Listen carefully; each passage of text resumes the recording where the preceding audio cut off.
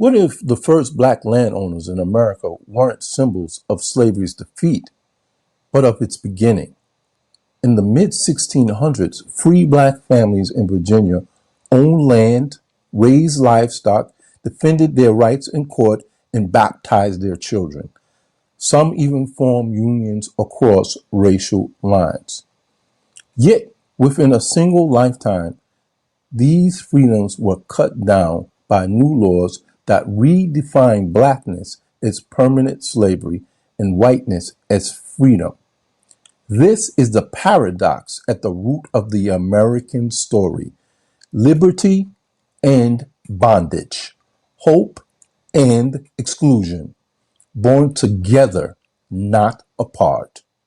Today, we will briefly follow three families: the Johnsons, the Driggses, and the Harmons, whose lives shows us that the so-called American dream was always conditional.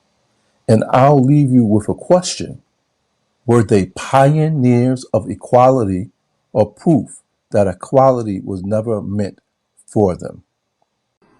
Hi, you're in class with Dr. T. Anthony Johnson first appeared in Virginia's records in the 1620s as Antonio, a Negro. He likely came from Angola, captured during Portugal's wars there. He was put to work on tobacco fields as an indentured servant. Survival was unlikely. Most servants died before their term expired, but Antonio lived long enough to earn freedom, take the name Anthony Johnson, and begin life as a free man. By the 1640s, Johnson had claimed 250 acres under the same head right system that colonialists used. He married a woman by the name of Mary. He raised children and became a respected member of Northampton's county society. He appears in court records not as a passive figure, but as someone suing neighbors over debts and livestock, much like any other white yeoman planter. In 1655, Johnson argued in court that John Casser, a black servant, yes, a fellow black servant, owed him service for life. The court agreed. This case did not, quote unquote, invent slavery, but it is one of the first recorded instances where in colonial court, in a colonial USA court, or what would become the USA, recognized lifetime servitude for an African man. The irony is rich. A black landowner secured in law what would soon become the basis of slavery itself, right? Again, let me repeat that. A black landowner secured in law what would soon become the basis of slavery itself. What an irony. Johnson's children seemed poised to inherit his standing. Yet, when Anthony Johnson died in 1670, the tide had turned. A Virginia jury declared that being a quote-unquote Negro, and by consequence, an quote-unquote alien. In other words, Johnson could not legally own land that passed to his heirs. His 250 acres was taken by the crown. Luckily, the Johnsons had already relocated part of their family to Maryland, where they held other land. But the Virginia ruling revealed the new reality. Black success was tolerated only until it challenged the emerging racial order. Unfortunately, a racial order based in white supremacy. Around the same time, another African man gained his freedom. His name was Emmanuel Driggs, also called Manuel, also probably of Afro-Portuguese ancestry. He first married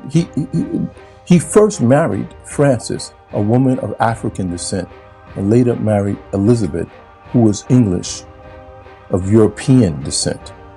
That union itself reflected how fluid boundaries were before racial lines hardened in law. In 1662, Emmanuel leased 145 acres on Virginia's eastern shore. He bred horses, raised tobacco, and appeared in court to defend his rights. The Driggs family became known not just for land, but for their large network of children, godparent ties, and marriages that created webs of support across the community. The family's resilience was remarkable, but the law turned against them step by step. In 1662, a child's status followed the mother's, making slavery hereditary. In other words, if your mother was a slave, then you would be a slave. In 1667, baptism no longer offered a path to freedom. In this time period, being a Christian and proving one was a Christian could be a path to freedom. Well, in 1667, this was no longer the case. You couldn't baptize your child or prove freedom by being a Christian. 1691, Virginia banned interracial marriages and ordered many newly freed black people to leave the colony. Right? So they did not want free blacks to be part of the society. And if they were there, they would be marginalized without land or ability for social mobility. Each law directly attacked the strategies that free black families like the Driggses had used to secure a place, family, church, and kinship ties. Yet the Driggs' descendants persisted for generations, appearing in county records into the 18th century. They remind us that freedom was not a gift, but something defended daily against mounting odds. Right? Not every free black family had hundreds of acres or large kinship networks like the Johnsons or Driggses. Some carved out smaller, more fragile independents. For example, William Harmon appears in the records as a free black man on the eastern shore of the late 1600s. By 1711, he purchased 100 acres of land, a significant achievement in a colony increasingly hostile to black ownership. His story is lighter in the records, right? So there were not many court cases and so on to document his life. But that absence speaks volumes. Many free black smallholders lived close to the edge, defending modest property, vulnerable to the next law or lawsuit or planter's pressure. The Harmons illustrate how precarious freedom had become by the turn of the 18th century. Why did Virginia's society, once relatively fluid, become so rigidly divided? The answer lies in economics and politics. Tobacco was booming and planters needed labor. Enslaved Africans provided a more permanent and inheritable workforce than indentured servants. But class tensions also threatened the colony. 1676, Bacon's Rebellion united poor whites and enslaved blacks against the elite planters.